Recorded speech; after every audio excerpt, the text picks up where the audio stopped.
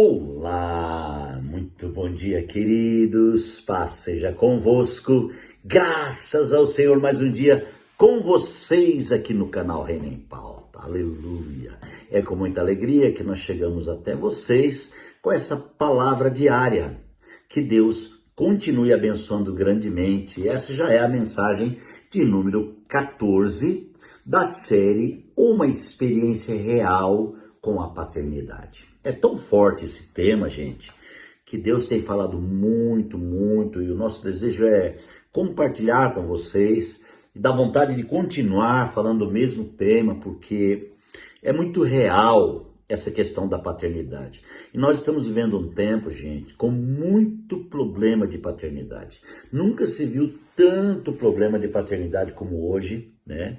E o problema, ele começa em casa, começa na criação, filhos que não honram o pai, porque não consideram o pai, e pais também que se revoltam contra os filhos, e esse é um sinal dos últimos tempos, a própria Bíblia fala. E o duro é que essa questão, ela leva as pessoas a ter problema de paternidade, não só na terra, mas também em relação a Deus. Tá cheio de gente decepcionada com Deus, tá cheio de gente virando ateu e dizendo não quero mais saber de Deus, tá cheio de gente saindo das denominações, decepcionados, sabe, porque perderam ali a sua esperança e saíram dali magoados, e hoje tá cheio de gente desigrejada, que chama. É o povo desigrejado que andam por aí tentando pregar o evangelho dos desigrejados. Meus queridos, é muito sério isso. E o que nós precisamos é entender o que o pai está querendo. O pai está querendo conversar com os filhos, e na história de Jó, nós vemos aqui, amados irmãos, a partir do capítulo 8, né, o coração de Jó começou a brandar um pouco, quando Bildade trouxe uma palavra de exortação a ele. E Bildade começou a falar para ele, como você parece maluco, o jeito que você fala, você está falando parece um maluco, né? E no capítulo 9, Jó começa então a falar, percebemos um certo abrandamento no coração dele. Mas ainda não é tudo, porque depois continua, né? Zofar foi falando, e enfim, os amigos de Jó aqui trouxeram realmente uma palavra muito forte para ele. E a caminhada de Jó em todos os capítulos do seu livro, irmãos, foi muito forte, né? Tem hora que ele briga, tem hora que ele fala, tem hora que ele aceita, tem hora que ele entende, tem hora que ele não entende, e a gente vai virando as páginas do livro de Jó assim, ó, e vai vendo como é difícil, como foi difícil, né? Não adianta, os amigos falam, né? Até chegar o final do livro, que é o capítulo 42.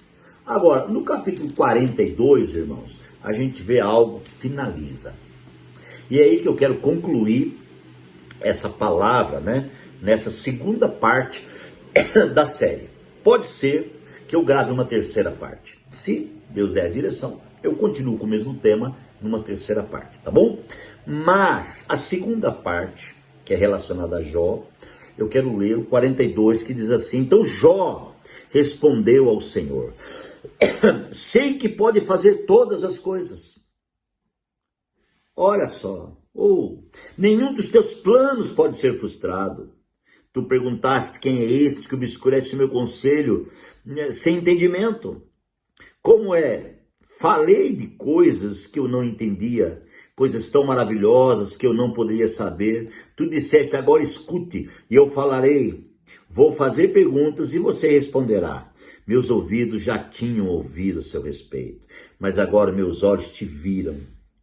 Por isso, menosprezo a mim mesmo e me arrependo no pó e na cinza. Gente, aqui vem a conclusão de algo tremendo na vida de Jó. Se você vê o capítulo 42, quando chega no final, né, desse capítulo, a Bíblia é muito clara, amados irmãos, e diz que Jó, quando Jó começou a orar pelos seus irmãos, então o Senhor veio a Jó e abençoou o final da vida dele. E abençoou muito mais do que o primeiro tempo, né? Porque ele se rendeu. Depois que ele passou por tudo isso, ele começou a interceder pelos seus irmãos, pelos seus amigos. Ele parou de reclamar, Ele parou de murmurar porque ele entendeu o plano. Ele entendeu o paterno. Ele reconheceu o paterno.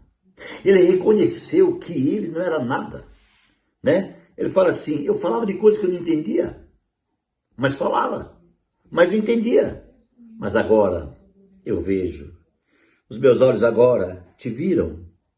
Quer dizer, eu agora tive uma visão da realidade da paternidade na minha vida.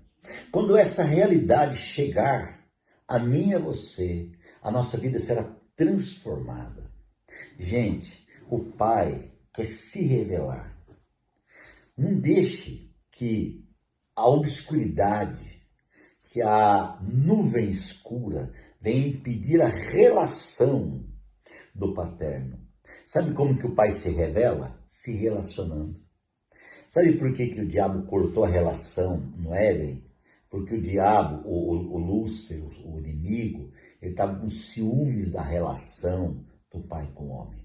Até hoje ele tem esses ciúmes. Então ele coloca mágoa no coração do homem contra o pai, contra Deus. Quando as coisas não dão certo, o homem se revolta. Porque o homem natural só entende bênção quando dá certo. O homem natural não consegue entender prova como bênção. Mas o homem espiritual entende prova como bênção. E eu já expliquei várias vezes, e não me canso de falar, que a prova tem a finalidade de aprovação. Ninguém consegue exercer uma profissão sem ser aprovado na sua faculdade, no seu estudo, entendeu? Ninguém consegue exercer uma profissão sem aprender a profissão. Como que um pedreiro vai ser pedreiro se ele não sabe, se ele não aprendeu? Então, irmãos, o Pai está querendo nos ensinar e nos levar nesse manancial glorioso de relação. Na relação existe conhecimento. Na relação existe revelação. Certo? Então Deus está disposto a se revelar a mim e a você. Deus está disposto a ministrar o meu e o teu coração e a trazer dentro de nós a realidade dessa paternidade, até que tenhamos uma visão. O propósito do Senhor é dar a visão. Quem se lembra de Ezequiel quando estava junto ao rio Quebar, no capítulo 2? Ele fala assim que abriram-se os olhos, eu tive as visões de Deus, mas ele estava junto ao rio. Então essa questão da relação do homem com o pai, irmãos, é aí que começa, é a partir da relação que ganha a visão. É a partir da visão que ganha a revelação. Tá entendendo? Vou repetir. É a partir da relação que ganha a visão. É a partir da visão que ganha a revelação. Então, quando você se relaciona com o Pai, você tem uma visão. Quando você tem uma visão, você ganha uma revelação. A visão leva você à revelação. A revelação leva você à constituição. Quando você é revelado, então você é constituído. Quando você não é revelado para você quem você não é constituído. Porque junto de você atua a árvore do conhecimento do bem e do mal. Certo? É aquela árvore lá do início. Então fica o bem e o mal brigando. Então você acha que o bem é bom, é de Deus, e o mal é do diabo. Então você fica, mas espera aí, o bem é de Deus, mas não deu certo. O bem de Jó era de Deus, mas daí o diabo veio e destruiu ele. Ué, não estou entendendo. Né? Aí você fala assim, não, o bem de Deus na minha vida, eu sou fiel dizimista. Aí você bate o carro. E agora? Vou ter que gastar no carro? Aí culpa Deus. Deus, eu sou fiel, o senhor deixou bater o carro? Como se Deus fosse o culpado. Não é? Irmãos, precisamos entender a paternidade. Aleluia. Paternidade, irmãos, é relação. A relação te traz visão. A visão te traz revelação. A revelação te traz constituição. Porque a partir da revelação, você ganha constituição. Você é constituído. Você não é instituído, você é constituído.